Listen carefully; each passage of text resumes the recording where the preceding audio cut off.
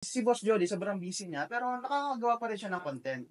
So sabi ko, kung itong boss namin ay gumagawa ng content everyday, bakit ako hindi ako gagawa? Kasama natin ngayon si Coach Brian, isa sa mga director natin sa Mapiles Realty.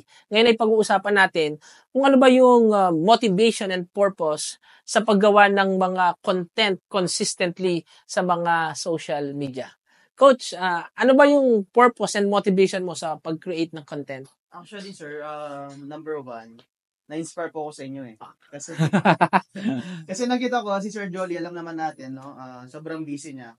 Pero nakikita mo everyday meron siyang post eh, no? So, top fan ako doon. So, lagi ako naka-follow sa Oh, may badge ka. ako may batch ako doon. So, sabi ko, so kung yung mga post na content na pinupost ko natin is para kahit mga short videos lang, makapagbigay tayo ng value. Minsan nag-post tayo doon, paano yung pagbebenta, and of course, dun sa mga aspiring agents na gustong sumali sa team.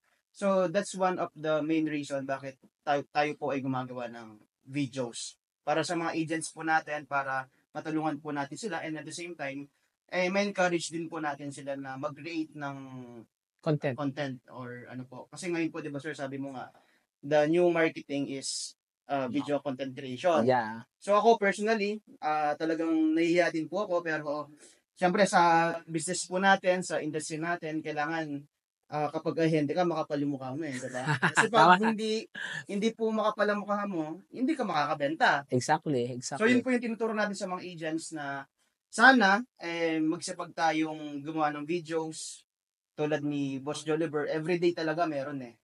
So sabi ko, kailangan ako din everyday meron kasi nga ginagawa ng boss natin yan, yung leader natin. So, dapat, i-follow natin kung ano yung ginagawa ng boss natin. Kasi, di naman niya gagawin yun na ililigaw tayo eh. Diba? Kumbaga, ginagawa niya yun para dalhin tayo dun sa tagumpay na, for example, for new marketing sa video content creation. So, kapag agent ka, gumawa ka ng videos, definitely, may mga possible inquiries ka ng mga kliyente.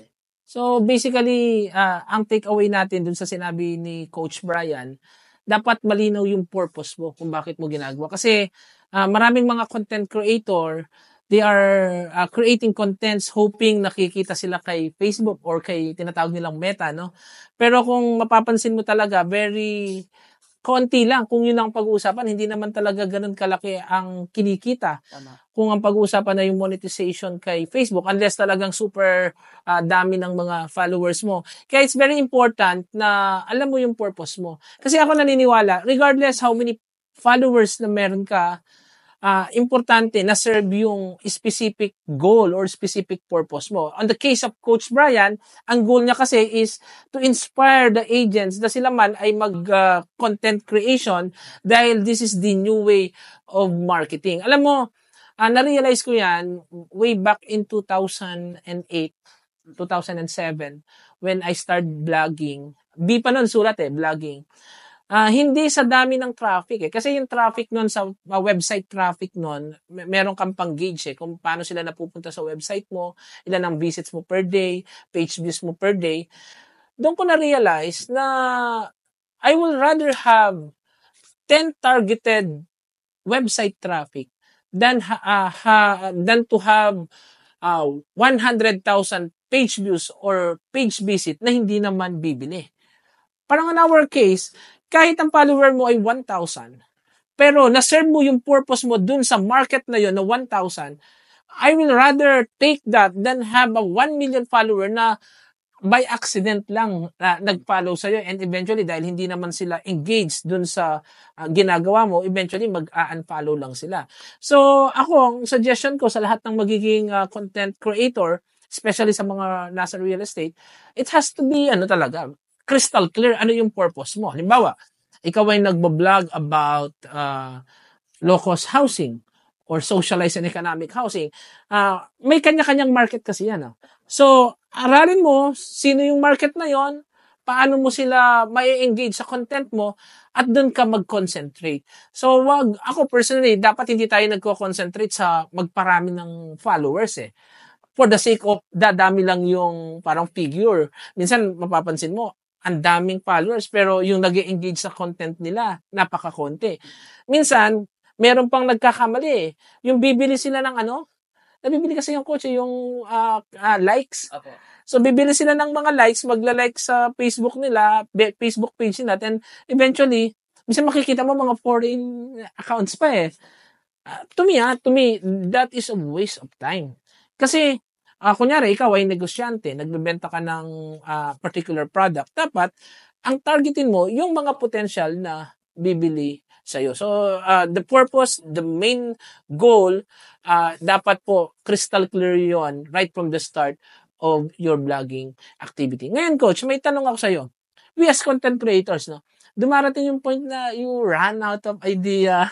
So, how do you handle that? How do you manage that? Opo. Actually, ngayon po kasi nag-start pa lang tayo, sir eh. So, parang inaral ko din po siya kung ano po yung mga videos na in-upload natin. Pero ako kasi, ang mga in-upload ko po kasi recently, kung ano lang po yung ginagawa ko. Example, may training, may seminar. Kamukha po nito, meron tayong meeting kanina. Yeah. Nagkaroon ng opportunity na ma-interview din yung mga kasama natin dito sa sa company. So, minsan po talaga naubusan ako ng content. Yeah. Kaya, nung kanina po nagtanong din ako sa inyo, sir, paano yung ginagawa nyo. So, minsan may mga videos ako na pag mahaba, pinuputol-putol ko na lang. Parang ginagawa mo mga shorts, mga reels. Shorts po, mga reels, mga ganon. Pero, ngayon po, inaral ko pa rin kung ano po yung mga videos na ipopost natin. Pero the main purpose po kasi talaga is for our agents eh. Yeah. Para ma-inspire natin sila, maturuan natin sila sa pagbebenta. And of course, yung mga gustong sumali din eh. So, isa po yun sa mga content na ginagawa natin. Kaya po mga kaibigan, no, kaya nga importante kasi kung ano talaga yung purpose mo, ibig sabihin, mula dun sa purpose mo, doon ka na magki-create ng mga idea ano yung mga content mo. On the case of Coach Brian, kung ano lang yung ginagawa niya as a real estate entrepreneur, at alam niya kung ano yung alam niya na magbibigay ng value doon sa mga real estate agent na kanyang hinahandle. So, it's very important kasi the purpose naman dapat ng isang content creator is to give value. Sabi nga ni Coach Brian, ano yung value maibibigay niya doon sa target market niya? Kunyari, ang target market mo ay ang masa. Gusto mo silang patawanin, edi more of the entertainment. So, it's very important regardless of kung ano man yung niche mo sa content creation, ang importante lang, it has to be crystal clear. Ano ba yung purpose? Kasi para hindi ka mag-run out of idea. Ang hirap kaya, di ba? Parang magkaka-content fatigue ka. Ano ba yung gagawin ko ngayon? Tama po. So, that's something na talagang medyo challenging, especially in the part of the content creators. Ngayon, Coach, paano ba yung yung rating mo sa paggawa ng content? Ginagawa mo ba siya minsan isang araw, yung buong isang linggo? Or paano yung strategy mo doon? Kasi sir, ang target natin is everyday sana. Okay. Meron tayong content na ma-upload. Pero minsan kasi pag Sunday, hindi ako nakakagawa. Pero ang target natin is everyday, meron tayong posting.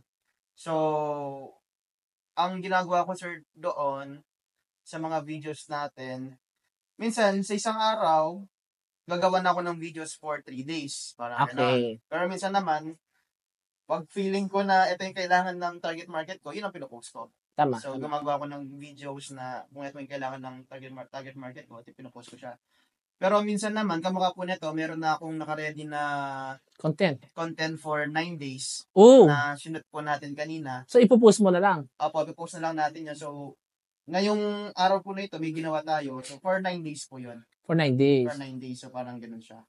So, parang ngayon kasi sir, talagang inaaral ko siya. Pero, para minsan kasi, para hindi rin kumain ng oras, pwede ka mag-shoot na ngayong araw.